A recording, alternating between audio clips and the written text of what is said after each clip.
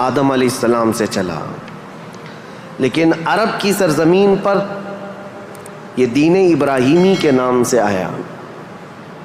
سب سے پہلے سیدنا ابراہیم خلیل اللہ علیہ الصلاۃ والتسلیم، اس وقت اللہ تبارک و تعالیٰ نے آپ کو مبعوث فرمایا جب دنیا میں کفر و شرک اور گمراہی و ضلالت پھیل چکی تھی، لوگوں میں کثرت سے اپنی عبادت کروانے کا رواج ہو چکا تھا۔ جیسے کہ نمرود کا زمانہ تھا، وہ طاقت و قوت کے بل بوتے اپنی عبادت کرنے پر لوگوں کو مجبور کرتا۔ اس دور میں سیدنا ابراہیم علیہ السلام تشریف لائے عراق بابل کے شہر میں، عراق کا ایک شہر بابل میں، اور وہاں سے آپ نے نور ہدایت کو منور کیا، ایک خدائے واحد کی عبادت کی طرف لوگوں کو بلایا۔ آپ کی آبادی دشمن ہوئی، خاندان دشمن ہوا، بادشاہ دشمن ہوا، بدلے میں آپ کو آگ میں جھونک دیا گیا۔ آپ وہاں سے نکل کر مصر چلے گئے۔ مصر کی سرزمین کو آپ نے اپنا جائے قیام بنایا، وہیں پر رہنے لگے۔ آپ کی شادی حضرت سارہ سے ہوئی، اولاد نہیں تھی برسوں تک۔ پھر حضرت ابراہیم علیہ الصلاۃ والتسلیم کی مخالفت میں بہت سارے لوگ تھے، حکمران تھے، بادشاہ تھے۔ ایک وقت ایسا آیا کہ مصر کا ایک بادشاہ جو آپ کی مخالفت میں بہت زیادہ آگے تھا، لیکن اللہ تعالیٰ نے اس کے سینے کو نور ہدایت سے روشن کیا، پھر وہ آپ کی عزت و تکریم کیا۔ پھر اس بادشاہ نے اپنی بیٹی ہاجرہ کو ابراہیم علیہ السلام کے ساتھ بیاہ کر دیا۔ شروع سے میں تاریخ میں چل رہا ہوں، سب کو ذہن حاضر رکھنا ضروری ہے کہ حضرت ابراہیم علیہ السلام کو حضرت ہاجرہ دوسرے نکاح میں آئیں، یہ بادشاہ کی بیٹی تھیں، اور ہوا یہ کہ دو بیویاں ایک گھر میں رہیں، معاملات الگ ہو جاتے ہیں۔ تو جب معاملات بدلنے لگ گئے تو حضرت ہاجرہ کے گھر میں ایک بیٹا پیدا ہوا جو حضرت اسماعیل علیہ السلام ہے۔ تو حضرت ابراہیم علیہ السلام کو حکم الہی ہوا کہ اس ماں اور بیٹے کو الگ رکھا جائے اور پہلی بیوی کو الگ رکھا جائے۔ تو ابراہیم علیہ السلام حضرت سارہ کو مصر میں ہی چھوڑ دیے اور حضرت ہاجرہ اور حضرت اسماعیل علیہ السلام کو لے کر عرب کی سرزمین میں داخل ہوئے۔ یہاں سے عرب کی تاریخ شروع ہوتی ہے۔ عرب کی سرزمین کو آباد کرنے والے پہلے انسان ابراہیم علیہ السلام ہیں۔ عرب میں بھی ساری زمین کا انتخاب نہیں، عرب کا جو مرکزی علاقہ تھا وہ مکہ مکرمہ تھا۔ مکہ مکرمہ اور خانہ کعبہ جو آج جہاں پر ہے وہ دنیا کے مرکز میں واقع ہے، سینٹر میں واقع ہے۔ ابراہیم علیہ السلام وہاں تشریف لائے۔ اس وقت کوئی آبادی نہیں تھی، کسی کا گھر نہیں تھا، کوئی مکان نہیں۔ خانہ کعبہ پرانی شکل میں جو فرشتوں کا بنایا ہوا، آدم علیہ السلام کا بنایا ہوا، نوح علیہ السلام کا بنایا ہوا، مٹی کی شکل میں موجود تھا۔ ابراہیم علیہ السلام وہاں پر اپنی بیوی اور اپنے بیٹے کو ایک چھوٹا سا گھر بنا کر دے دیتے ہیں، بغیر چھت کا مکان تھا۔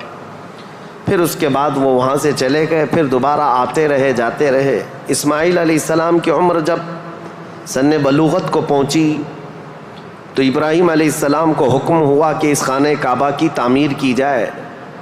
تو ابراہیم علیہ السلام نے اپنے بیٹے حضرت اسماعیل علیہ السلام کے ساتھ مل کر کے خانہ کعبہ کی تعمیر کی۔ آپ کو بانی کعبہ بھی کہا جاتا ہے۔ دو ہی باپ اور بیٹے نے مل کر پورے خانہ کعبہ کی تعمیر کی، اس کی دیواریں اونچی کی، جس کا ذکر قرآن پاک میں بھی موجود ہے۔ اس ایک پتھر پر کھڑے ہو کر کے آپ تعمیر کرتے تھے، جس کو آج مقام ابراہیم کہا جاتا ہے۔ پتھر جیسے جیسے دیواریں بلند ہوتی بلند ہو جاتا، جب آپ کے اترنے کا وقت ہوتا پتھر نیچے ہو جاتا۔ جب تعمیر مکمل ہو گئی خانہ کعبہ کی تو پھر ابراہیم علیہ السلام نے دعا کی کہ اللہ اس آبادی کو ہری بھری کر دے، شاد و آباد کر دے، اور یہاں رہنے والوں کو ہر قسم کے پھل اور میوہ جات سے تو ان کو رزق عطا فرما۔ آپ کی دعا قبول ہوئی۔ جو بے آباد علاقہ تھا، اب سنیں تاریخ کہاں سے شروع ہو رہی ہے۔ بے آباد علاقہ، کوئی آبادی نہیں تھی۔ ایک قبیلہ آیا جو تجارت کے لیے کہیں کا سفر کر رہا تھا، چونکہ وہاں پر زمزم کا کنواں بھی تھا، تاریخ میں آپ کو پتہ ہے حضرت اسماعیل علیہ السلام کی ایڑیوں سے زمزم کا کنواں نکلا، اور وہ پانی کا سوتا چشمہ ایسا تھا کہ کنٹینیو جاری، بلکہ آج تک جاری ہے۔ تو ایک قبیلہ وہاں سے سفر کر رہا تھا جس کو قبیلہ بنو جرہم کہا جاتا ہے۔ وہ وہاں کی خوبصورتی کو دیکھ کر، وہاں کے پانی کی فراوانی کو دیکھ کر وہیں پڑاؤ ڈال لیے اور وہیں رہ گئے، بس گئے۔ یہ پہلا قبیلہ ہے جو مکہ میں آباد ہوا، قبیلہ بنو جرہم۔ پھر حضرت اسماعیل علیہ السلام نے اسی قبیلے کی ایک لڑکی سے شادی بھی فرمائی، اور حضرت اسماعیل علیہ السلام کے گھر میں 12 بیٹے پیدا ہوئے۔ آپ کی اولاد اب بڑھتی گئی۔ عرب سرزمین میں سب سے پہلی یہ نسل ہے، عرب کو آباد کرنے والی پہلی نسل اسماعیل علیہ السلام کی ہے۔ قبیلہ بنو جرہم کے ساتھ آپ آباد ہوئے مکہ مکرمہ میں۔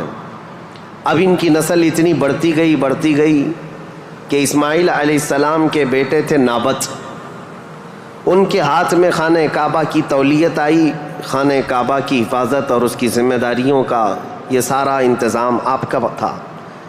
چند دنوں کے بعد پھر ایسا ہوا کہ قبیلہ بنو جرہم کے لوگوں نے، جو حضرت اسماعیل علیہ السلام کے سسرال تھے، خانہ کعبہ کی تولیت پر انہوں نے قبضہ کر لیا۔ اسماعیل علیہ السلام کی اولاد نے کوئی بھی ان کے ساتھ جھگڑا نہیں کیا، کسی بھی طرح کا برا برتاؤ نہیں کیا، کیونکہ ننیال کے تھے۔ تو کئی سالوں تک قبیلہ بنو جرہم کا خانہ کعبہ پر قبضہ باقی رہا، لیکن انہوں نے بدعنوانیاں شروع کر دیں۔ خانہ کعبہ کے پاس لوگ جو دور دور سے آتے تھے دنیا میں، حاجی، اس وقت بھی ہر سال حج ہوا کرتا تھا، ان کے ساتھ برا سلوک کرنا، ان سے چڑھاوے لینا، ان سے زیادہ مانگ کرنا، یہ سب چیزیں ہونے لگی۔ تو پھر حضرت اسماعیل علیہ السلام کی اولاد نے دوبارہ خانہ کعبہ کی تولیت اپنے ذمہ لے لی۔ تولیت کہتے ہیں ذمہ داری، جس سے متولی کہا جاتا ہے، جیسے مسجد کا متولی ہوتا ہے، تولیت اسی کو کہتے ہیں، خانہ کعبہ کی خدمت کی ذمہ داریاں۔ اب یہ زمانہ چلتا رہا، میں آپ کو پہلے یہ خاندانی معاملات بتا رہا ہوں، اس کے بعد پھر یہاں کے سیاسی حالات بھی بتاؤں اور پھر مذہبی حالات بھی آپ کو بتاؤں، تاکہ اسلام کی تاریخ کو سمجھنے کے لیے اس کا بیک گراؤنڈ بھی سمجھنا بہت ضروری ہے، پس منظر کیا تھا یہ معلوم ہونا ضروری ہے۔ اب اسماعیل علیہ السلام کی اولاد میں عدنان ایک شخص پیدا ہوئے جو آل اسماعیل میں بہت ہی معزز انسان تھے۔ اکثر صحابہ کرام کا اور خود رسول اللہ صلی اللہ علیہ وسلم کا نسب حضرت عدنان تک پہنچتا ہے۔ وہ ہمارے آقا صلی اللہ تعالیٰ علیہ وسلم کے جد امجد بھی ہیں۔ عدنان نے مکہ مکرمہ کی ذمہ داریاں سنبھالی، اور اس کے بعد اب آبادی اتنی بڑھ گئی کہ ان لوگوں کو تجارت کے لیے اور اپنے معیشت کے لیے، اپنے معاش کے لیے دور دور جانا پڑا، مکہ چھوڑ کر کے باہر جانا پڑا۔ آبادی بڑھتی چلی گئی مکہ مکرمہ کی۔ اور اس کے بعد زمانے کے صبح شام گردش لیل و نہار جس کو کہتے ہیں، آتے گئے ایسے کہ آل اسماعیل علیہ السلام کی اولاد کا قبضہ یا ان کی خدمت کا معاملہ خانہ کعبہ پر ڈھیلا پڑتا چلا گیا۔ پھر کوئی دوسرا قبیلہ آیا، بنو خزاعہ، انہوں نے خانہ کعبہ کی تولیت اپنے حصے میں لے لی۔ اب جو اصل تاریخ شروع ہوتی ہے وہ میں بتانا آ رہا ہوں۔ تو برسوں برس اسی طرح سے گزرتے گئے، اور پھر ایک شخص پیدا ہوئے جن کا نام فہر تھا۔ یہ اسماعیل علیہ السلام کے اولاد میں فہر نام ہے۔ فہر کا ایک لقب تھا قریش، اور یہیں سے قریش خاندان کی ابتدا ہوتی ہے۔ قریش ان کا لقب تھا اور اصل نام تھا فہر بن غالب۔ تو حضرت فہر جو رسول اللہ صلی اللہ علیہ وسلم کے پردادا ہوتے ہیں، یہ پیدا ہوئے اور ان کی اولاد ہوئی، اور اس کے بعد اب قریش خاندان کی ابتدا ہوئی۔ لیکن جگہ جگہ یہ لوگ منتشر ہو گئے، کچھ مکہ میں رہے، کچھ باہر رہے، لیکن خانہ کعبہ کی تولیت کی اور وہاں کا سارا قبضہ جو ہے بنو خزاعہ قبیلے کے ہاتھ میں تھا۔ پھر زمانہ بدلتا ہوا یہاں تک پہنچا کہ اسماعیل علیہ السلام کی اولاد میں یعنی قریش خاندان میں ایک شخص پیدا ہوئے جن کا نام قصی تھا. یہ تاریخ کے بہت اہم آدمی ہیں, بہت اہم ترین شخصیت ہے قصی. ساری سیاست عرب کی وہیں جا کر ختم ہوتی ہے. قصی ایک کلاب کے بیٹے تھے, لیکن ایسا ہوا کہ باپ کا انتقال جلدی ہو گیا. قصی جو ہے بنو عذرا قبیلے میں ہی پرورش پائے اپنے ننیال میں. جوان ہوئے تو آپ کو بتایا گیا کہ تمہارا خاندان تو اسماعیل علیہ السلام کا خاندان ہے اور خانہ کعبہ کے وہ ذمہ دار رہے ہیں, متولی رہے ہیں. تو وہ اپنے ننیال کو چھوڑ کر کے جب مکہ آئے تو قصی یہ جوان تھے, بھرے جوان تھے. آتے ساتھ ان کے اندر وہ ہنر تھا, پیشانی میں وہ چمک تھی کہ جو دیکھتا دیکھتا رہ جاتا. ظاہر سی بات ہے وہ چمک کسی اور کی نہیں تھی, وہ نور مصطفیٰ کی تھی. قصی نے آتے ساتھ ہی لوگوں کو اپنی طرف مائل کر لیا. لوگ جوق در جوق قصی کے گرویدہ ہو گئے. پھر قصی نے سارے قریش کو جو ادھر ادھر منتشر تھے سب کو مکہ میں جمع کر دیا اور بنو خزاعہ قبیلے کے ہاتھ میں جو خانہ کعبہ کی تولیت تھی اس کو حاصل کر لیا. اب دوبارہ حاصل کرنے کے بعد اب تک مکہ مکرمہ میں یا خانہ کعبہ کی خدمت اور حرم میں جو معاملات چلتے تھے وہ یوں ہی چلتے تھے. جو ذمہ دار ہے اس نے جو دیکھ لیا وہ کر لیا. لیکن قصی نے باضابطہ ڈپارٹمنٹ بنائے, شعبے بنائے, حکومت کا اسٹیبلشمنٹ جس کا طرح ہوتا ہے پورا انہوں نے بنایا. انہوں نے ذمہ داریاں بانٹیں. سقایا, رفادہ, سدانہ, یہ سب نام رکھے گئے ہیں.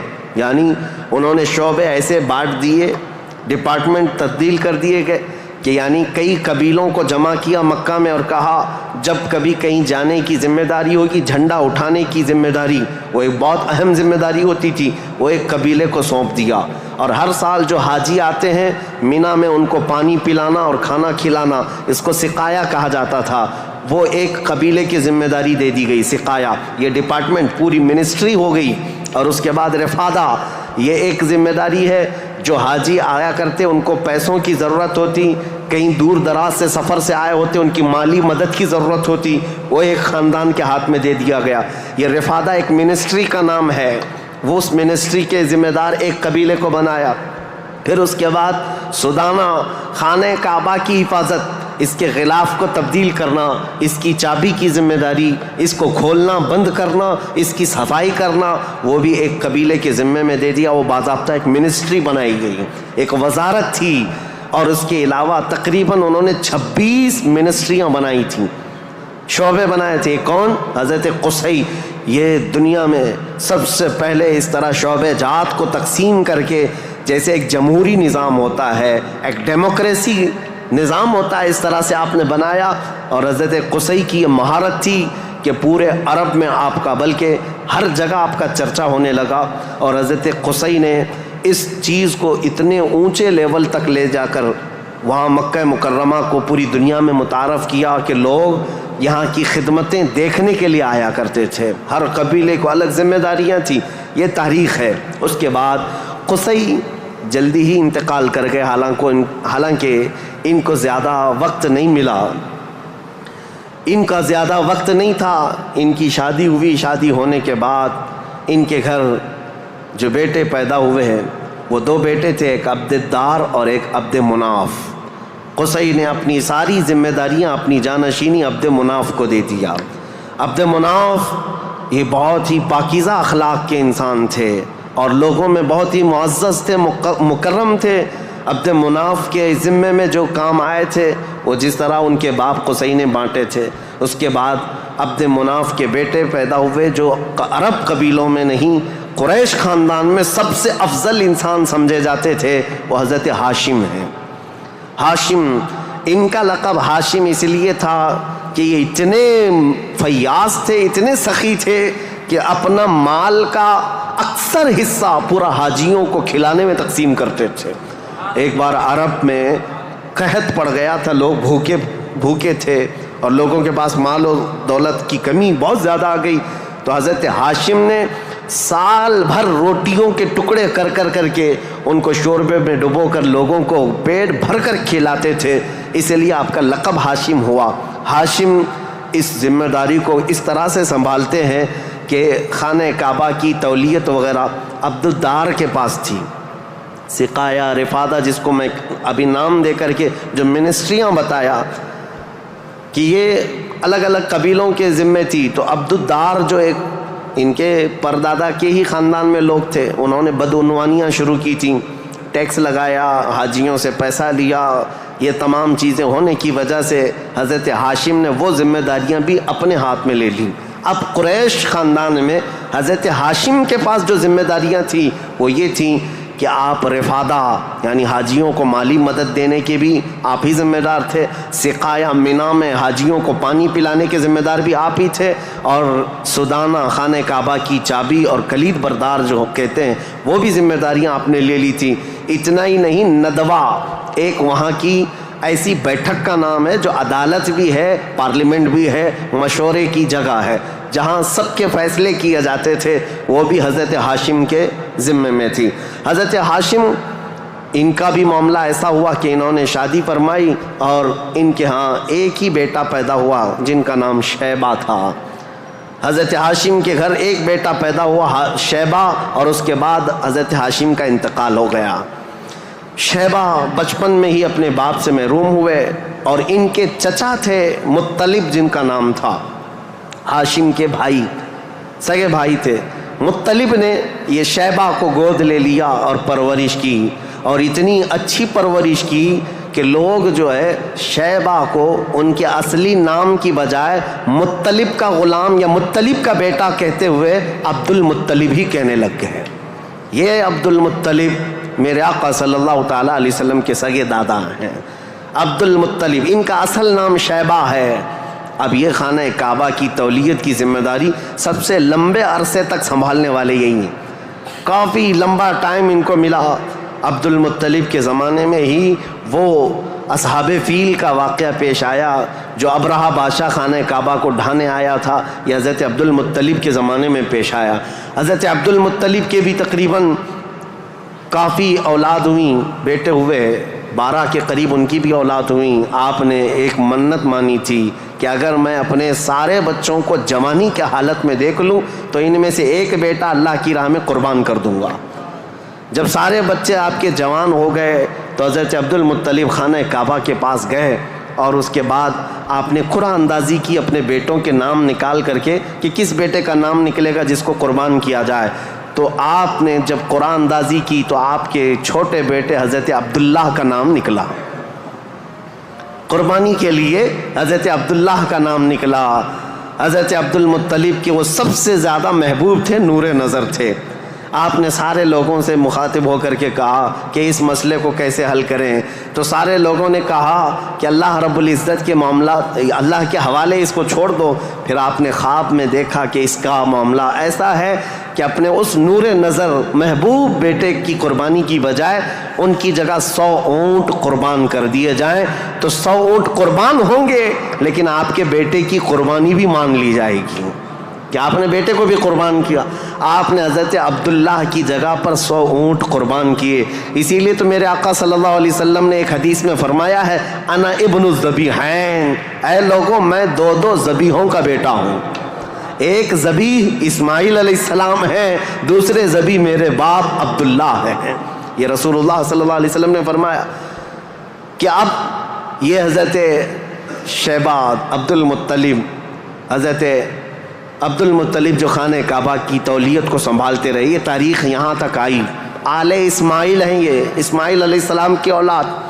تاریخ کو میں نے شروع کیا تھا حضرت ابراہیم علیہ السلام سے، پھر اب حضرت عبد المطلب رضی اللہ تعالیٰ عنہ خانہ کعبہ کی تولیت سنبھالتے رہے، اور اس کے بعد اپنے سارے بیٹوں کی شادیاں کیں. ان میں اپنے چھوٹے بیٹے حضرت عبداللہ کی شادی آپ نے کہ ایک قبیلہ جو مدینہ طیبہ میں آباد تھا وہب بن عبد مناف کا، ان کی بیٹی حضرت آمنہ سے کی، جو سب سے معزز قبیلے کی خاتون تھیں، پاکیزہ تھیں، طیبہ تھیں، طاہرہ تھیں. رسول پاک صلی اللہ تعالیٰ علیہ وسلم کے والد ماجد عبداللہ نے حضرت آمنہ سے شادی کی.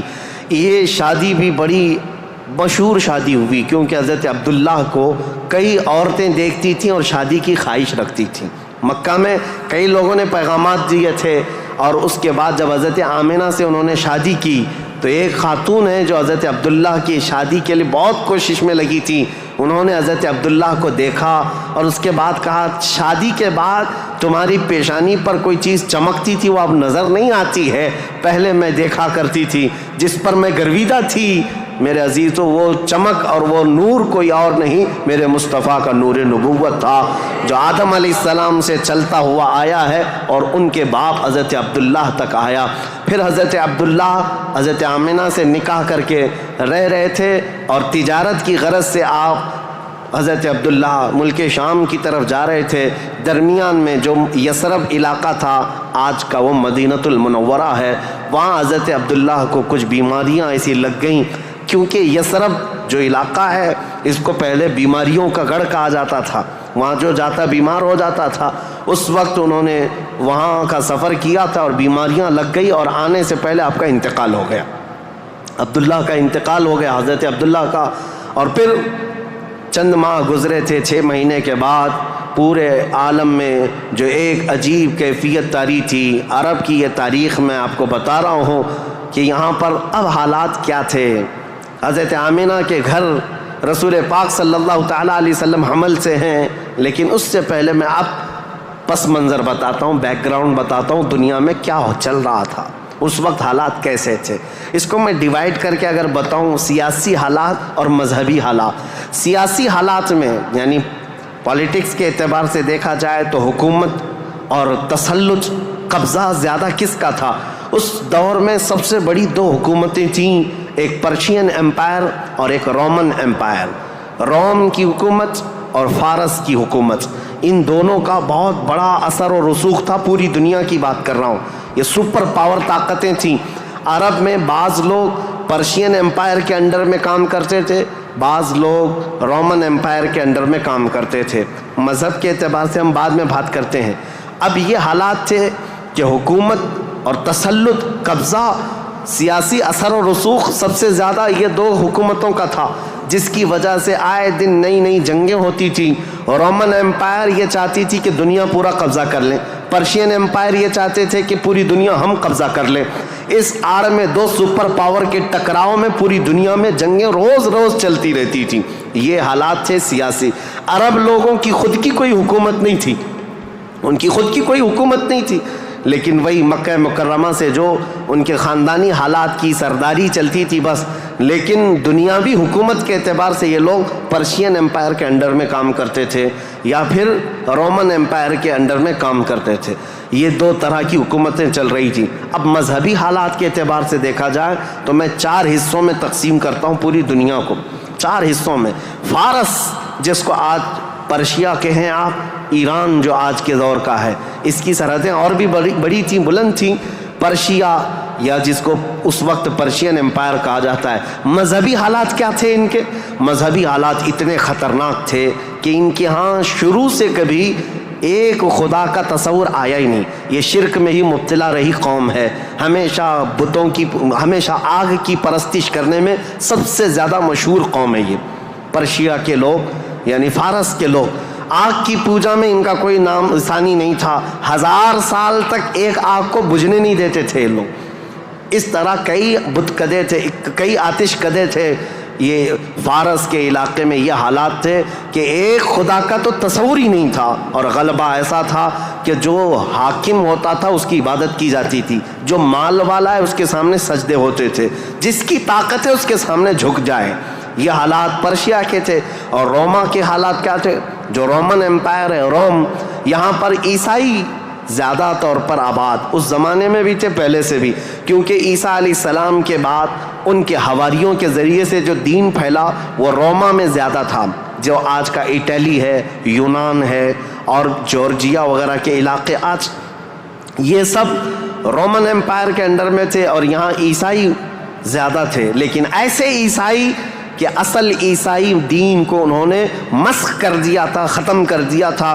جو دین الہی تھا، اللہ کا دین تھا، عیسیٰ علیہ السلام جو لائے تھے، اس کو انہوں نے اتنا خلط ملط کر دیا تھا کہ عیسیٰ علیہ السلام کے جگہ جگہ مجسمے، اسٹیچو بنائے ہوئے تھے، مریم علیہ السلام سیدہ مریم رضی اللہ تعالیٰ عنہا کو انہوں نے ساتھ میں پوجنا شروع کر دیا. تثلیث کا عقیدہ، ٹرائنیٹی جس کو یہ کہتے ہیں، 3 خداؤں کا تصور ان کے گھر میں رواج پا گیا تھا. پورے روما میں یہی تھا. ایک خدا کی عبادت یہاں بھی ختم تھی. 2 بڑی طاقتوں کے انڈر میں شرک اور بت پرستی اور کفر بہت سر چڑھ کر بول رہا تھا. یہاں اللہ کو پہچاننے والے اور اللہ کی عبادت کرنے والے تقریباً ناپید ہو چکے تھے. عیسیٰ علیہ السلام کی جو آپ کا عروج ہوا آسمانوں پر، آپ کو اللہ تعالیٰ نے آسمانوں پر جو اٹھایا، وہ زمانہ بیت کر کے بھی 570 سال گزر رہے تھے. ان 570 سالوں میں کوئی نبی نہیں آیا. عیسیٰ علیہ السلام کے بعد سے لے کر 570 سال کا زمانہ، اس کو زمانہ فترت کہا جاتا ہے. زمانہ فترت 2 نبیوں کے بیچ کے زمانے کو کہتے ہیں. اس بیچ میں کوئی نبی نہیں آیا، جس کی وجہ سے حالات اتنے گمبھیر تھے. پرشیا کے حالات میں نے بتایا، جگہ جگہ آگ کی پوجا، آگ کی پوجا، آگ کو ہی طاقتور مانا جاتا. اور روما میں تھا، عیسائی تو تھے لیکن ایسے کہ ٹرائنیٹی کا عقیدہ، مریم بھی خدا ہیں، عیسیٰ بھی خدا ہیں اور وہ بھی خدا ہے. 3 خداؤں کی عبادت. اور اس کے علاوہ راہبوں کا، پادریوں کا حال تو یہ تھا، اللہ کی پناہ، وہاں کے جو عبادت خانے تھے، جو چرچ تھے، جو کلیسا تھے، وہ عبادت کے نہیں تھے، وہ عیاشیوں کے اڈے تھے. کوئی عورت جاتی تو ان کے ہاتھ میں بچ کے باہر نہیں آتی، اس کے ساتھ وہ منہ کالا کر لیتے. یہ جو بڑے بڑے راہب تھے ان کا حال یہ تھا. اور وہ سیاست میں بھی اس طرح ملوث تھے کہ جب تک کنیسہ میں یعنی چرچ میں کوئی شخص مال نہ لا کر کے دے، اس کے لیے بددعائیں کرتے تھے، اس کی تباہی کا انتظام کرتے، بلکہ فوج کی سرکشی کے ساتھ ایسے لوگوں کو مار کر ختم بھی کر دیتے تھے. اور اس کو کہتے تھے کہ یہ جس کو جس طرح آج ہم یہاں پر دیکھ رہے ہیں دھرم دروہی ہے، دین چھوڑا ہوا آدمی ہے. یہ عیسائیوں کا تسلط ایسا تھا، ان کا قبضہ ایسا تھا، پادریوں کا عیاشی کے اڈے بنا دیے گئے تھے. جتنے وہ عبادت خانے تھے، جتنے عبادت خانے تھے، وہ عیاشیوں کے اڈے بنے ہوئے تھے. اور ان کے ہاں یہ سب چیزیں عام. جو اخلاق دینے آئے تھے، جو اچھا مزاج دینے آئے تھے، وہی ان کے علماء، ان کے راہب پورے ایسے تسلط کے ساتھ گندگیاں پھیلا چکے تھے. یہ روما کے حالات تھے، پرشیا کے حالات وہ تھے. اب دنیا میں تیسرا ایک بڑا طبقہ جو اپنا اثر رکھتا تھا، اپنا رسوخ رکھتا تھا، وہ ہندوستان کا تھا. ہندوستان جس کو ہم اکھنڈ بھارت کہیں، یہ ہندوستان، اس کی سیمائیں، اس کی سرحدیں اتنی نہیں تھی جو آج کشمیر سے کنیا کماری تک یا گجرات سے لے کر کے بنگال کی کھاڑیوں تک ہے، بلکہ اس کی سیمائیں ایران کی سرحدوں تک پہنچتی تھی. افغان، پاکستان، بنگلہ دیش، نیپال جو آج ایک الگ الگ ریاستوں میں، الگ الگ ملکوں میں تبدیل ہیں، یہ سب ہندوستان کے علاقے ہوا کرتے تھے. ہند اس وقت کے حالات کیا تھے ہندوستان کے؟ میں اس وقت کی بات کر رہا ہوں. عیسیٰ علیہ السلام کے عروج آسمانی کے 570 سال کے بعد ہندوستان کے حالات بڑے دیگرگوں تھے، کیونکہ یہاں پر بھی شروع سے بت پرستی بہت زیادہ تھی. بلکہ تاریخ نگاروں نے لکھا ہے اس وقت ہندوستان کی آبادی اگر 1 کروڑ تھی تو یہاں کے خدا جو بنائے گئے تھے وہ 2 کروڑ تھے. یعنی انسانوں کی آبادی سے بڑھ کر کے خدا تراشے گئے تھے. ہر قبیلے کا نہیں، ہر خاندان کا نہیں، بلکہ ہر انسان کا 2 خدا، 3 خدا، 4 خدا، جس کی جیسی حیثیت ویسے خدا بنائے ہوئے تھے. اور یہاں پر اخلاقی حالات اگر دیکھے جائیں تو وہ بھی اس طرح کہ جیسے کل بھی میں نے بتایا تھا، کاسٹزم میں یہ لوگ ایسے ملوث تھے کہ برہمن الگ، شودر الگ، دلت الگ، چھتریہ الگ، یہ سب چیزوں کو کاسٹ میں بدل کر کے ایسے کہ کسی دلت کو ایک مقدس کتاب چھونے کی بھی اجازت نہیں ہوتی، برہمن سے مصافحہ کرنے کی بھی اجازت نہیں ہوتی. اگر کسی دلت نے برہمن کی لڑکی کو چھو بھی لیا تو اس کا ہاتھ کاٹ دیا جاتا، اور اگر گیتا کے شلوک سن لیتا تو اس کے کان میں کھولتا ہوا تیل ڈال دیا جاتا تھا. یہ سب حالات یہاں کے تھے. یعنی اخلاقی پستی، اخلاقی گراوٹ یہاں پر بھی تھی. روما کے حالات بھی اچھے نہیں تھے، پرشیا کے حالات بھی اچھے نہیں تھے، ہندوستان کے حالات بھی. اور عورتوں کے لیے تو یہ اس قدر سخت تھے، اللہ اکبر. یہاں کسی عورت کا شوہر مر جاتا تو عورتیں ساتھ میں اپنے شوہر کی چتا کے ساتھ آگ لگا لیتی، جس کو ستی کہا جاتا تھا. ستی ایک رسم ہے، تاریخ میں آج بھی موجود ہے. بیوہ عورت کو جینے کا حق نہیں تھا. بیوہ عورت اپنے شوہر کی آگ کے ساتھ خود بھی جل جاتی تھی، وہ چاہے جوان ہو چاہے 2 مہینے کی دلہن کیوں نہ ہو، اسے جلا دیا جاتا۔ چند سالوں کے بعد پھر جلانے کا رواج ختم ہوا، پھر بیوہ عورت کو جنگلوں میں بھیج دیا جاتا کہ وہ وہاں رہے، وہیں آباد رہے، اس کا گھر میں آنا اب شگن۔ آج تک یہ بری روایت موجود ہے، جاہلوں کے آج بھی پائی جاتی ہے، غیر مسلموں کے ہاں کہ اگر کوئی بیوہ عورت اچھے تقریبات میں شامل نہیں ہو سکتی، اچھے فنکشنز میں نہیں آ سکتی، کھانے پکانے کے وقت نہ آ جائے، یہ اب شگن ہو جائے۔ عورت اگر حیض اور نفاس کے عالم میں ہو تو اس وقت تو اس کے ساتھ جانوروں سے بدتر سلوک ہوتا، اس کا گلاس الگ، اس کا برتن الگ، اس کا کھان پان الگ، بلکہ جانوروں کا جس طرح سے الگ رکھا جاتا تھا عورت کا بھی الگ رکھا جاتا تھا، عورت کو پستی کی طرف دھکیل دیا گیا تھا۔ یہ تاریخ یہاں کی تھی، ہند کی۔ 3 بڑے طبقے دنیا کے میں بتا رہا ہوں، ایک روما میں، ایک پرشیا میں، ایک ہندوستان میں۔ اخلاقی پستی اس قدر تھی، کفر و شرک غالب تھا، اور اس کے علاوہ اب چوتھی ایک قوم بچتی ہے۔ ان سب کے بیچ میں اگر کوئی تھوڑی بہت شدھ بدھ رکھتی تھی، کوئی تھوڑا بہت اچھا مزاج رکھتے تھے تو اس زمانے میں عزت تھی، تو وہ بنی اسرائیل کی تھی جو یہودی تھے، بنی اسرائیل۔ لیکن ان کے حالات ایسے تھے کہ غرور اور گھمنڈ ان کو اتنا تھا کہ وہ یہ کہتے تھے کہ پوری روئے زمین پر سب سے افضل لوگ ہم ہیں، اللہ کے محبوب ہم ہیں، اللہ کے بیٹے ہم ہیں، ہم کو اللہ کبھی عذاب نہیں دے گا، کبھی اللہ ہم کو آگ نہیں دکھائے گا۔ یہ سب اتنا غرور تھا اپنے افضل ہونے کا کہ کوئی نبی آتے تو ان نبیوں کا قتل بھی کر دیتے۔ ان بنی اسرائیل نے، یہودیوں نے 10,000 کے قریب نبیوں کا قتل کیا ہے، 10,000 کے قریب نبیوں کا قتل کیا یہ بنی اسرائیل، اور اللہ کی لعنت ان پر ایسی، اللہ کا غضب ان پر ایسا، غیر المغضوب علیہم ولا الضالین پڑھتے ہیں آپ، اور قرآن پاک میں اللہ تعالیٰ نے فرمایا ہے کہ اللہ وباءوا بغضب من اللہ، وہ اللہ کے غضب کے ساتھ لوٹی ہوئی قوم ہے۔ یہودی جو تھے بنی اسرائیل، اس دور میں ان کا حال یہ تھا کہ تھوڑے بہت یہ بت پرستی تو نہیں کرتے تھے، دوسرے خداؤں کی طرف جھکتے تو نہیں تھے، لیکن سود خوری ان کی فطرت میں داخل تھی۔ سود اتنا کھاتے تھے کہ کسی بھی غریب کی زندگی تباہ و برباد کر دیتے۔ سود کا نظام سب سے زیادہ یہ یہودیوں کی طرف سے، اور آج بھی پوری دنیا کو کریڈٹ کے پلیٹ فارم پر لا کر کھڑا کرنے والی قوم کوئی اور نہیں، یہ اسرائیلی ہیں، یہ یہودی ہیں۔ پوری دنیا کو کریڈٹ بانٹ کر کے، ان کو قرضہ دے کر کے، ادھار دے کر کے اس پر نفع لینا، اس پر انٹرسٹ کمانا، یہ یہودی فطرت میں داخل تھا۔ اور یہ سود کی لعنت ان کے ساتھ آج سے نہیں پہلے سے ہے، اس کو حلال سمجھ کر کے کھاتے ہیں، اس کو ترہ امتیاز سمجھتے ہیں، اور یہ سمجھتے ہیں یہ ہماری عقل مندی ہے، ہماری دانائی ہے کہ ہم پوری دنیا کا مال اپنی طرف کھینچ لیتے ہیں، اس کو وہ اپنی عقل مندی سمجھتے ہیں، جبکہ اللہ کا غضب ہے ان کے ساتھ۔ یہ چوتھی قوم تھی جو برائیوں میں ملوث تھی، سود خوری میں ملوث تھی، نبیوں کا قتل، بلکہ کتابوں کو یوں پھینک دیتے، اگر ان کے مزاج کے مطابق کوئی مسئلہ نہیں ملتا تو پھینک دیتے اور کہتے یہ کتاب اللہ کی ہے نہیں۔ تورات کو نہیں مانتے، تلمود کو نہیں مانتے، جس کو آج اولڈ ٹیسٹمنٹ کہا جاتا ہے، یا بائبل کو نیو ٹیسٹمنٹ جو انجیل ہوا کرتی، ان کتابوں کو پھینک دیتے۔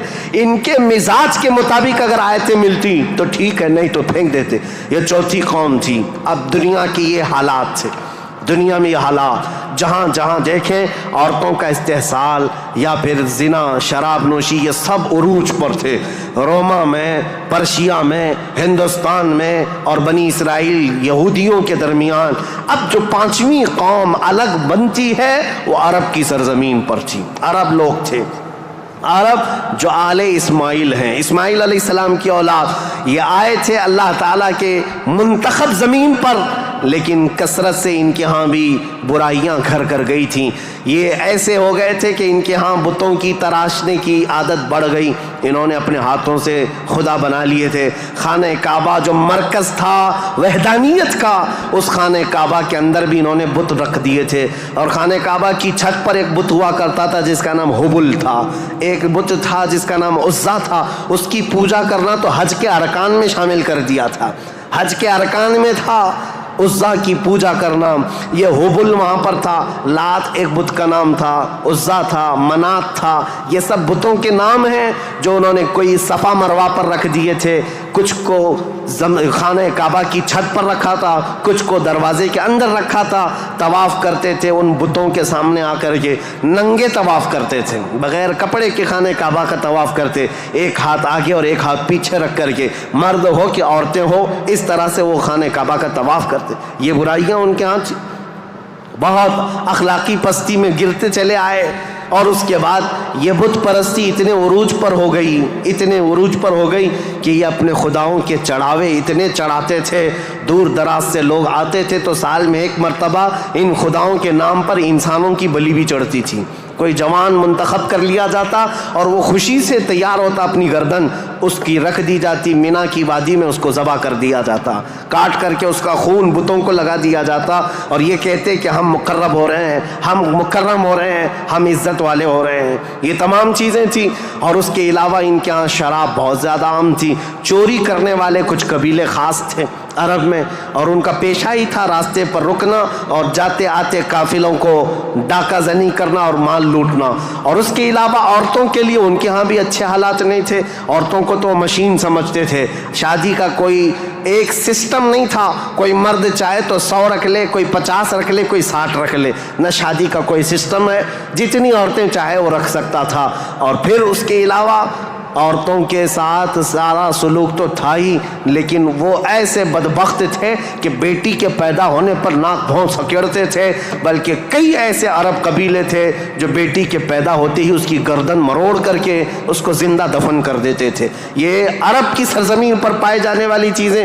شراب کو 60 سال 70 سال پرانی شراب جمع کر کے پینے کو فخر محسوس کرتے. اور جوا ایسے کھیلتے حرم کی سرزمین پر جوا کھیلتے. اور بازی میں کیا کیا لگاتے. بازی میں صرف پیسہ نہیں لگاتے، اپنی عورتیں بھی بازی میں ہار دیتے تھے.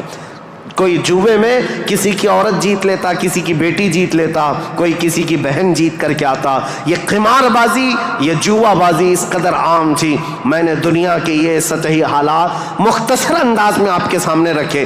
سیاسی حالات میں اثر و رسوخ 2 طاقتوں کا تھا، پرشین امپائر اور رومن امپائر.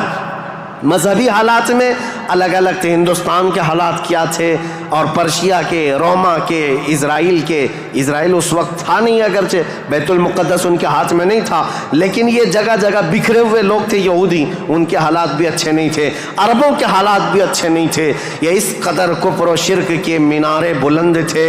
اللہ کہنے والی قوم پوری دنیا میں ڈھونڈنے پر بھی کہیں نہیں تھی. ایک خدا کی عبادت کرنے والی مجموعی طور پر کوئی قوم آباد نہیں تھی. ایک قائد کے اندر، ایک امام کے پیچھے چلنے والی قوم کہیں نہیں تھی.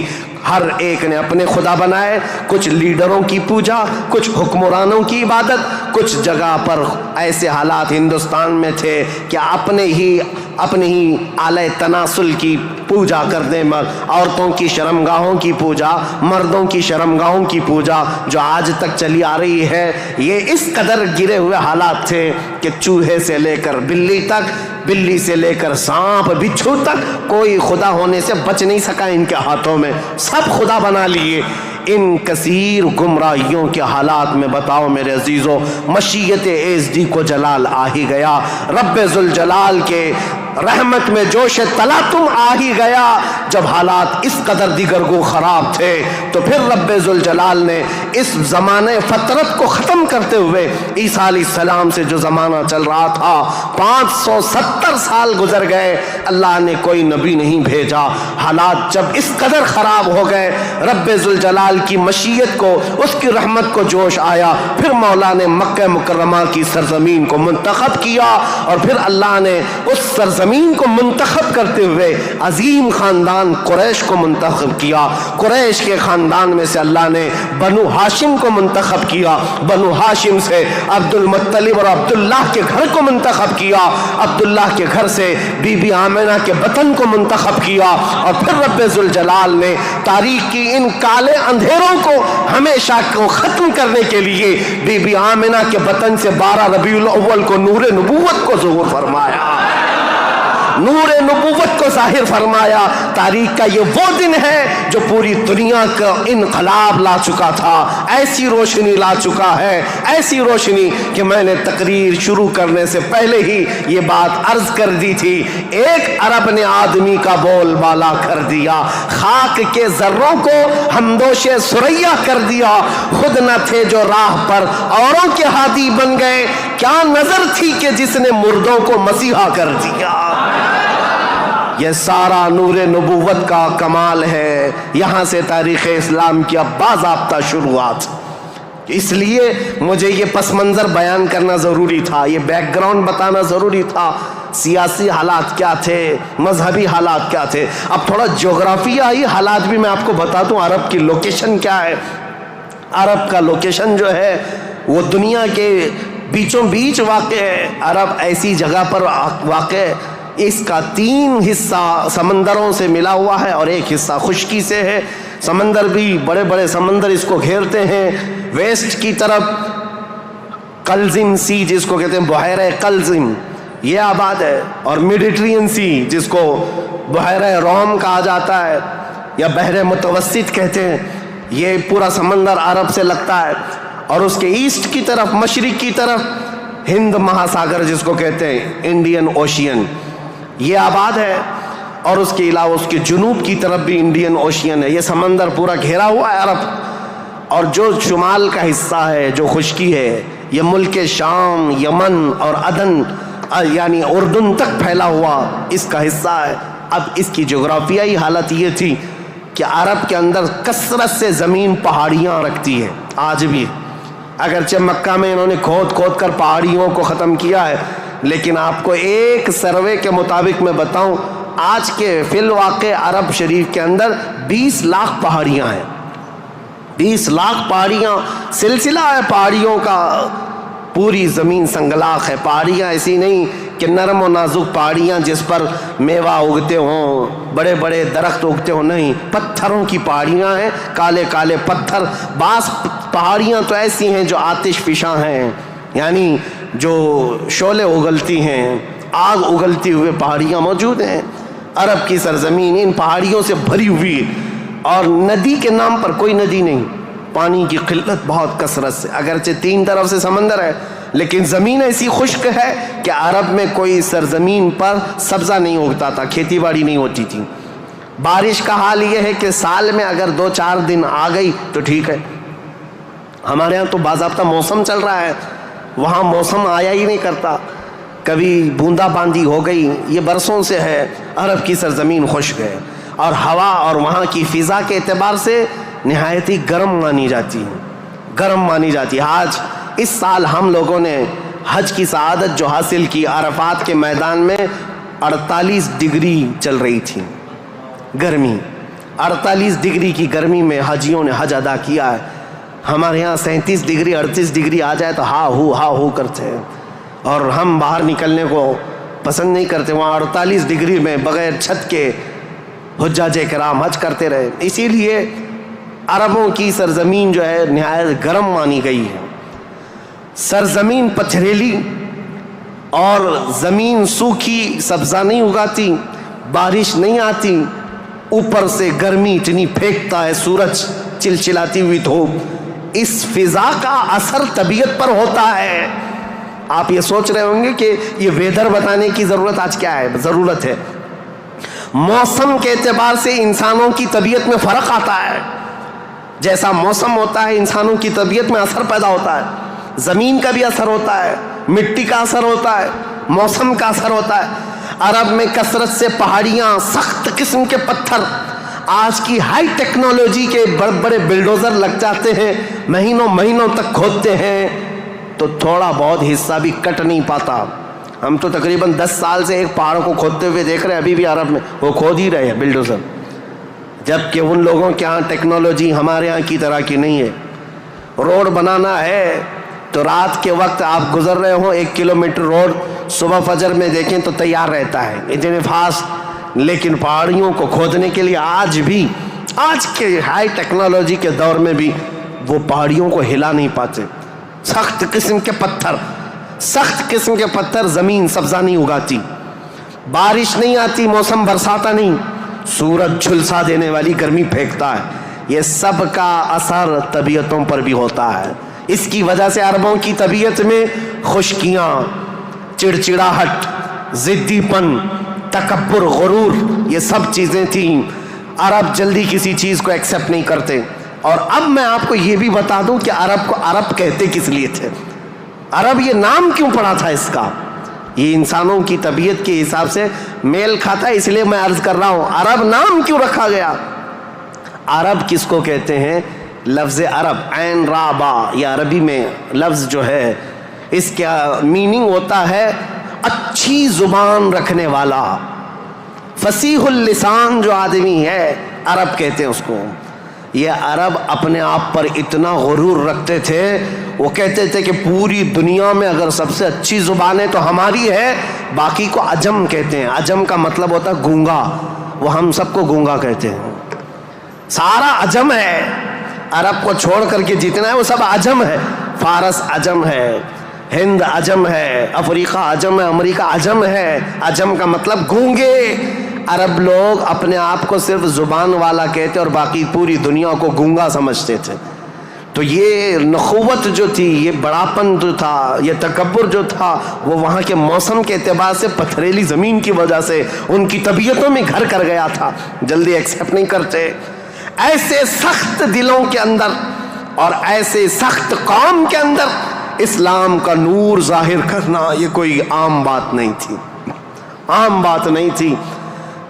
اللہ رب العزت کی مصلحت اور اس کی حکمت بالغہ کو دیکھیں، اللہ کریم نے اپنے آخری رسول کے لیے جو زمین منتخب فرمائی وہ افریقہ کی سرزمین نہیں تھی، نہ ہی کوئی ہند کی سرزمین، نہ یورپ کی سرزمین، بلکہ عرب کی سرزمین کو منتخب کیا گیا۔ اس لیے مجھے زمین کا جغرافیہ بتانا ضروری ہے کہ یہ لوکیشن کے اعتبار سے بیچوں بیچ میں آباد ہے، پوری دنیا کا سینٹر کہلاتا ہے، اس لیے کہ یہاں سے روشنی نکلے تو پوری دنیا میں پھیلے، یہاں سے نکلا ہوا ابر ہر زمین پر بارش بن کر کے برسے گا، اور برسا بھی۔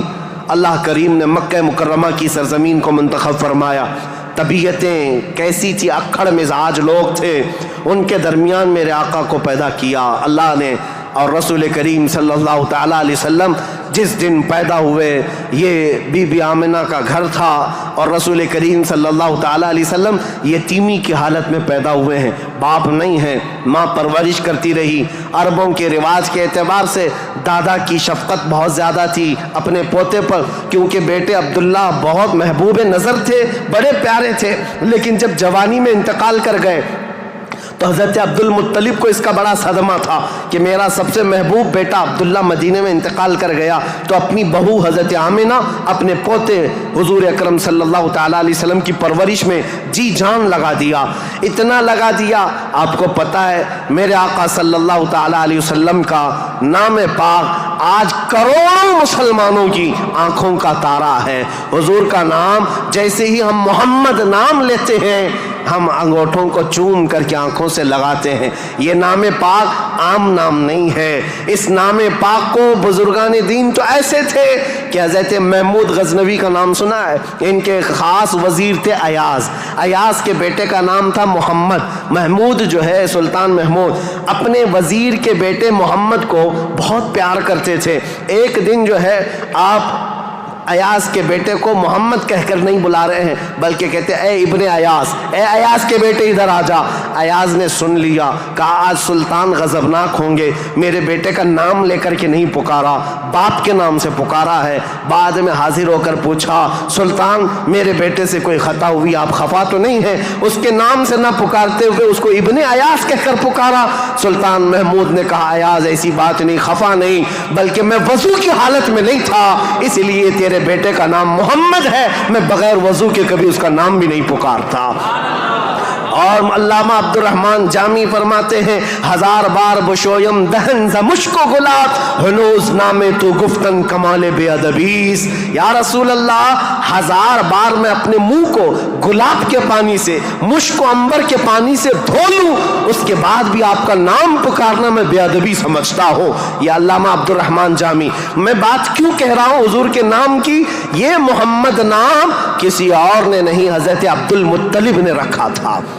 آپ کے دادا آپ کے جد امجد جیسے ہی حضور کی پیدائش ہوئی تھی گھر دوڑے دوڑے آئے تھے بی بی آمنہ کے اور فوراً اٹھا کر کے گودی میں لے لیا اور خانہ کعبہ کے پاس آئے اور خانہ کعبہ کے سامنے ہاتھ پھیلاتے ہوئے اللہ کی بارگاہ میں عرض کرنے لگے اللہم ھذا ابنی سمیتہ محمدا. اے اللہ دیکھ یہ میرا بیٹا ہے اور میں نے اس کا نام محمد رکھا ہے. عرب کے بہت سارے لوگ وہاں موجود تھے. یہ نیا نام تھا ان کے لیے. عرب میں جو نام رکھے جاتے ہیں وہ باپ داداؤں کے نام پر چلتے ہیں. وہاں پر نئے نام نہیں رکھتے. خاندانوں کے اپنے خود پرسنل نام چلتے رہتے ہیں. پرٹیکولر نام ہوتے ہیں وہی نام رکھے جاتے ہیں. حضرت عبد المطلب نے نیا نام رکھا تھا تو عرب کے بہت سارے قبیلے آئے اور پوچھا یا عبد المطلب لما سمیتک ابنی ابنک ھذا محمدا. اے عبد المطلب آپ نے لما سمیت ھذا محمدا کیوں آپ نے اس کا نام محمد رکھا ہے؟ تو حضرت عبد المطلب مسکرائے اور کہا تمہیں پتہ ہے محمد کا نام کا مطلب کیا ہے؟ محمد کے میننگ کیا ہے؟ کہا محمد کہتے کسے ہیں؟ محمد اس کو کہتے ہیں جس کی سارے لوگ تعریف کریں. سب سے زیادہ جس کی تعریف کی جائے اس کو محمد کہا جاتا ہے. حضرت عبد المطلب نے کہا میں نے اپنے اس بیٹے کا نام محمد اس لیے رکھا ہے کہ جب بھی کوئی نام لے تو نہ چاہتے ہوئے بھی میرے بیٹے کی تعریف ہو ہی جائے. آج میرے آقا کی شان میں کسی کو گستاخی کرنا بھی ہو میرے آقا کا نام محمد لیتا ہے تو پہلے حضور کی تعریف کر ہی رہتا ہے. وہ کر کے ہی رہتا ہے. عزیزان گرامی وقار حضور اکرم صلی اللہ تعالیٰ علیہ وسلم کو حضرت عبد المطلب نے بڑی شفقت دی. عرب کے مشہور قانون اور وہاں کے دستور کے مطابق کہ عرب لوگ اپنے بچوں کی حفاظت کے لیے یعنی ان کی زبان کی حفاظت کے لیے دیہاتوں میں بھیجتے تھے کہ ان کی زبان محفوظ رہے. شہروں کی زبان جو ہے مکس ہو جاتی ہے. جیسے ممبئی کی زبان اس کا کوئی اتا پتہ نہیں ہے. اس میں یو پی بھی ملا ہوا ہے اور راجستھان بھی ہے گجراتی بھی ہے کرناٹکی بھی ہے. سب ملا کر کے مکس ہو گئی کیونکہ ہر جگہ کے لوگ یہاں پر موجود ہیں. یہ شہر ہے اور شہروں میں ہر علاقے کے لوگ آتے ہیں اپنی اپنی تھوڑی سی باتیں اس میں داخل کر دیتے ہیں اور یہ ایک مکسچر لینگویج بن جاتی ہے اور اس کو پتہ ہی نہیں رہتا اس کی اوریجنل لینگویج کیا تھی. مکہ ایسا تھا کہ ہر جگہ سے لوگ آتے تھے حج کے لیے آتے تھے اور کئی مہینے رہتے تھے. تو کچھ لوگ عربی جانتے نہیں تھے. کوئی فارسی اس میں داخل کر دیا کوئی الگ زبان عبرانی داخل کر دیا سریانی داخل کر دیا.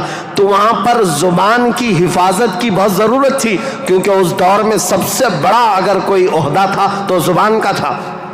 زبان جس کی اچھی ہو وہ عرب میں سب سے زیادہ عزت والا تھا. تو اس کے لیے مائیں اپنے بچوں کی زبان کی حفاظت کے لیے بچپن میں ان کی پرورش مکہ میں نہیں کرتی تھی باہر بھیجتی تھی. اس رواج کے چلتے ہوئے 6 مہینے کے بعد حضور صلی اللہ تعالیٰ علیہ وسلم 6 مہینے حضرت آمنہ کی گود میں تھے. پھر وہ حلیمہ سعدیہ کے بخت چمکے نصیبے چمکے کہ وہ دایا تھیں بنو سعد قبیلے کی. طائف سے آگے ایک علاقہ بنو سعد آج بھی موجود ہے. طائف سے 80 کلومیٹر دور وہاں سے وہ آئی تھی. 180 کلومیٹر کا سفر کر کے آئی تھی اور مکہ مکرمہ میں انہوں نے رسول پاک صلی اللہ تعالیٰ علیہ وسلم کو گود لے لیا. تفصیلات میں نہیں بتا رہا ہوں تاریخ ہے کیونکہ ہم مولد شریف میں تفصیلات بیان کرتے ہیں. یہ تاریخ اسلام ہے اس کے لیے میں چلتی مختصر جھلکیاں رکھ رہا ہوں. حلیمہ سعدیہ لے کر گئیں 2 سال پرورش کر کے واپس لے آئیں حضرت آمنہ کے گھر. حضرت آمنہ اپنے نور نظر کو لے کر ساتھ رہتی. جب حضور کی عمر 6 سال کی ہوئی تھی تو 6 سال کی عمر میں حضرت آمنہ مدینہ نکلی کیونکہ ان کا ننیحال بھی تھا اور اپنے شوہر حضرت عبداللہ کی قبر بھی وہاں تھی. انتقال کے بعد سے وہ گئی نہیں تھی. تو اپنے بیٹے کے بڑے ہونے کے بعد حضور صلی اللہ تعالیٰ علیہ وسلم کو لے کر کے وہ مدینہ گئیں ننیحال گئیں اور اس کے بعد یعنی حضور کے ننیحال اور پھر واپسی میں حضرت عبداللہ کی قبر سے ہوتے ہوئے آ رہی تھیں. وہاں کی بیماریاں حضرت آمنہ کو بھی جکڑ لیں. ایسی بیمار ہوئیں کہ ابوا ایک جگہ ہے بدر کے قریب ابوا مدینہ اور مکہ کے بیچ میں حضرت آمنہ وہ زیادہ دیر آگے چل نہ سکیں، وہیں پر آپ کی وفات ہو گئی۔ حضور پاک صلی اللہ علیہ وسلم کی عمر پاک 6 سال کی ہے۔ خود رسول محترم صلی اللہ علیہ وسلم نے اپنے ہاتھوں سے اپنی ماں کو دفن کیا۔ حضور کے ساتھ اس وقت آپ کے والد کی ایک کنیز تھیں ام ایمن، یہ ساتھ رہتی تھیں، اور بس حضور صلی اللہ تعالیٰ علیہ وسلم واپس مکہ جب آئے، حضرت عبد المطلب کو جیسے پتہ چلا کہ حضرت عبداللہ کی بیوی آمنہ بھی انتقال کر گئیں، وہ فرط غم میں، جوش غم میں حضور صلی اللہ تعالیٰ علیہ وسلم کو ایسے قریب کر لیے کہ ایک لمحے کے لیے بھی اپنے آنکھوں سے اوجھل نہیں ہونے دیتے۔ لیکن ہوا کیا، مشیت ایزدی جو چاہے، 8 سال کی عمر تھی میرے آقا کی، دادا حضرت عبد المطلب بھی فوت ہو گئے۔ یہ دور گزرتا گیا، دادا حضرت عبد المطلب نے اپنے انتقال سے پہلے اپنے بیٹے حضرت عبداللہ کے سگے بھائی جناب ابو طالب کے حوالے کر دیا تھا اپنے اس پوتے کو۔ حضور صلی اللہ تعالیٰ علیہ وسلم کو جناب ابو طالب کے حوالے کر دیا اور کہا کہ تم اس کی نگرانی کرنا۔ تو جناب ابو طالب نے ایسی نگرانی کی کہ ابو طالب کے گھر میں بیٹے تو ہوئے، ان کے بیٹے عقیل ہیں، ان کے بیٹے جعفر ہیں، ان کے بیٹے حیدر کرار، علی و مرتضیٰ ہیں، لیکن حضور صلی اللہ تعالیٰ علیہ وسلم کی پرورش میں ایسا کمال کا کردار ادا کیا کہ اپنے بیٹوں کو بھی کچھ نہیں سمجھتے حضور کے آگے، حضور اکرم صلی اللہ علیہ وسلم کے آگے۔ ایک روایت جو ہے بدن میں رونگٹے کھڑے کر دیتی ہے۔ میں آج بھی بحث نہیں کروں گا ایمان ابو طالب کے متعلق، ہمارا قط الآراء بحثوں میں سے ہے، ہمارا ٹاپک آج تاریخ اسلام ہے، لیکن ان کی پرورش کا انداز ایسا تھا۔ صرف ایک بات اگر میں بتا دوں، شعب ابی طالب میں جب 3 سال تک مکہ والوں نے حضور صلی اللہ علیہ وسلم کا بائیکاٹ کیا تھا، سوشل بائیکاٹ، کبھی بھی حملہ ہونے کا اندیشہ رہتا تھا کہ لوگ آ کر کے حضور کو قتل نہ کر دیں۔ رات کے وقت، کیونکہ عرب اتنے دشمن تھے رسول پاک صلی اللہ علیہ وسلم کے اعلان نبوت کی بات کر رہا ہوں، یہ روایت بیچ میں عرض کر رہا ہوں، جناب ابو طالب رات کے وقت جب حضور سو جاتے تھے تو ان کو اٹھا کر کے دوسری جگہ سلاتے اور حضور صلی اللہ علیہ وسلم کی جو جگہ خاص تھی، حضور کی جو چادر تھی، اس جگہ اپنے بیٹے کو سلا دیتے تھے، اور یہ کہتے ہماری نیند کے وقت میں اگر کوئی دشمن آ کر حملہ بھی کرے تو محمد پر حملہ نہ ہو، میرے بیٹے پہ حملہ ہو۔ یہ کمال کی شفقت کے ساتھ انہوں نے پرورش کی ہے رسول اللہ صلی اللہ علیہ وسلم۔ جب آپ کی عمر پاک 12 سال کی تھی حضور اکرم صلی اللہ علیہ وسلم کی، جناب ابو طالب کے ساتھ آپ تجارت کے لیے نکلے ملک شام، کیونکہ خاندانی مشغلہ تھا تجارت، ابو طالب ساتھ میں لے کر کے گئے۔ یہ وہ ٹرننگ پوائنٹ ہے تاریخ کا کہ بیچ راستے میں ایک بحیرہ راہب، ایک عیسائی پادری تھا، جہاں پر یہ قافلہ رکا تھا، بحیرہ راہب نے دیکھ کر کے ہی کہا ہذا سید المرسلین، یہ رسولوں کا سردار آیا ہے۔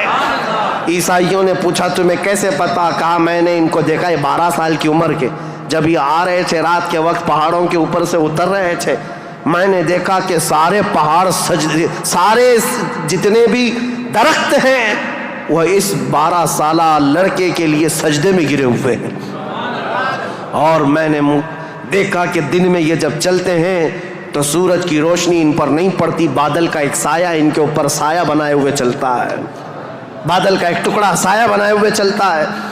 یہ بحیرہ راہب نے ابو طالب کو بلا کر پوچھا یہ کون ہے؟ کہا میرا بھتیجا ہے۔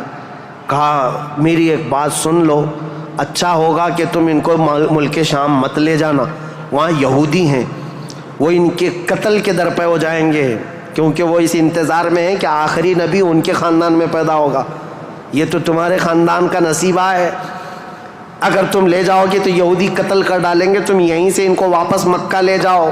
جناب ابو طالب گھبرا گئے، ڈر گئے، کہا کہ میں اپنے اس بھتیجے کو ملک شام نہیں لے جاؤں گا۔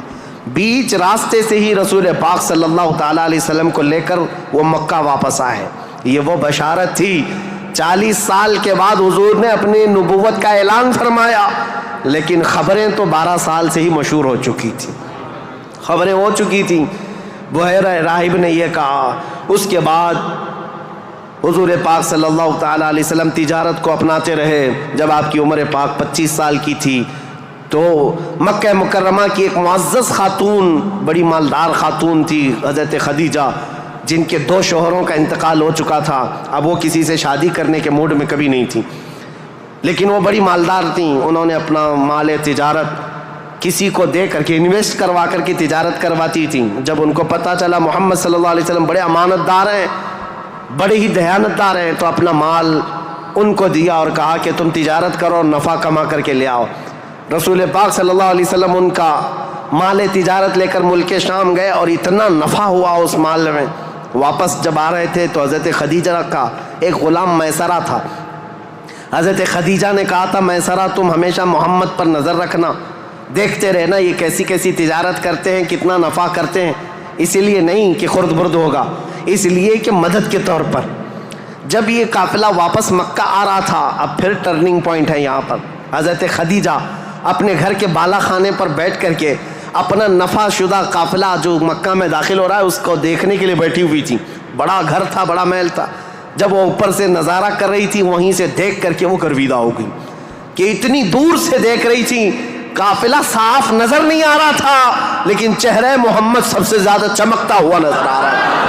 حضرت خدیجہ کہتی ہے میں نے چاند کو بھی اتنا تیزی سے چمکتے نہیں دیکھا جس طرح ملک شام سے یہ لوٹتا ہوا قافلہ محمد کا چمکتا ہوا چہرہ لے کر آ رہا تھا.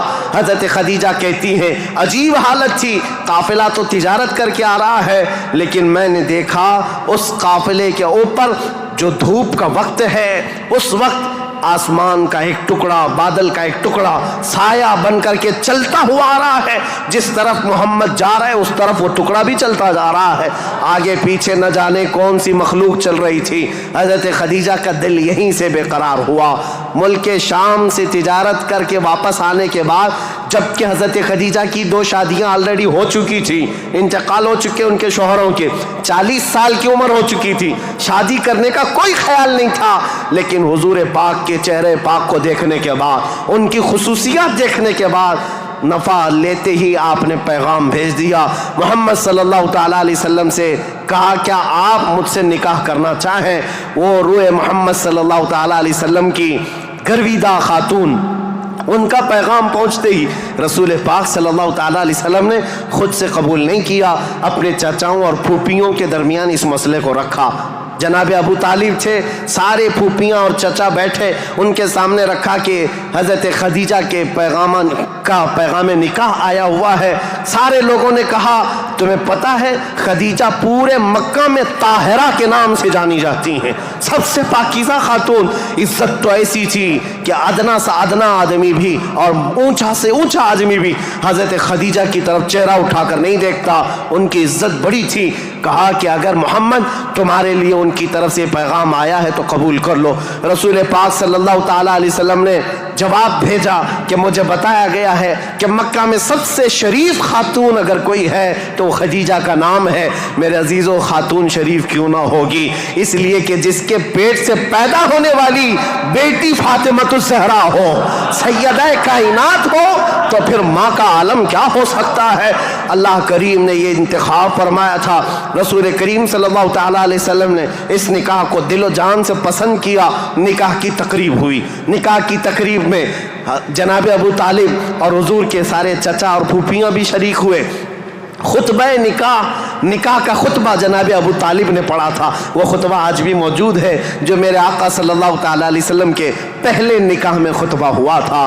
اس خطبے کے بعد نکاح مقرر ہونے کے بعد رسول کریم صلی اللہ تعالیٰ علیہ وسلم کی یہ شریک حیات، یہ رفیق حیات، یہ محبوب رب العالمین سیدہ خدیجہ حضور کی ایسی وفا شعار خاتون بن کر کے رہی کہ اللہ کی قسم آج بھی پوری روئے زمین پر جو میرے آقا کی اولاد سادات کے نام سے جانی جاتی ہیں وہ کہیں اور نہیں، وہ خدیجہ کی بیٹ سے پیدا ہونے والی اولاد ہے.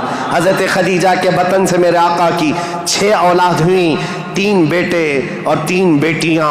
رسول کریم صلی اللہ تعالیٰ علیہ وسلم کی 6 اولاد کی ماں حضرت خدیجہ ہیں. یہ بڑی الفت و محبت کی زندگی گزری ہے میرے آقا صلی اللہ علیہ وسلم کی. لیکن جب میرے آقا کی عمر پاک 50 سال کی ہوئی اور حضرت خدیجہ کی عمر اس وقت تقریباً آپ اندازہ کر سکتے ہیں 25 سال زیادہ تھی، 75 سال کی خاتون تھی.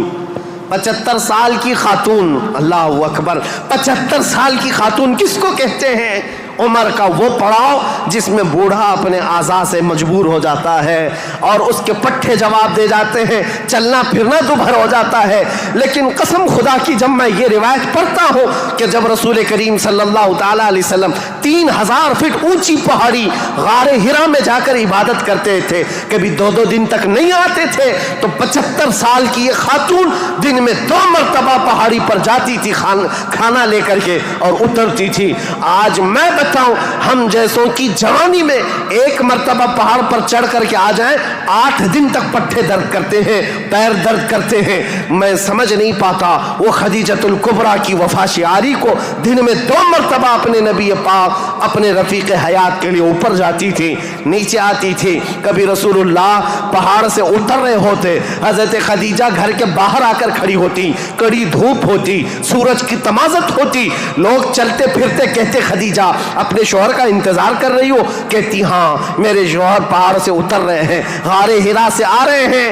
اس وقت لوگ کہتے خدیجہ اندر چھاؤں میں بیٹھو، انتظار کرو، ان کے آنے میں کافی وقت ہے۔ خدیجہ کہتی میرا دل گوارا نہیں کرتا میرا شوہر دھوپ میں اتر رہا ہو اور ان کی عورت چھاؤں میں بیٹھی رہے، جب تک وہ دھوپ میں اترتے رہیں گے میں دھوپ میں کھڑی رہوں گی۔ یہ وفا شعاری ایسی تھی، آپ کو پتہ ہے سب سے پہلی وحی قرآن کی جو غار ہرا میں آئی ہے، جبرائیل امین لے کر کے آئے ہیں۔ اسلام کی تاریخ میں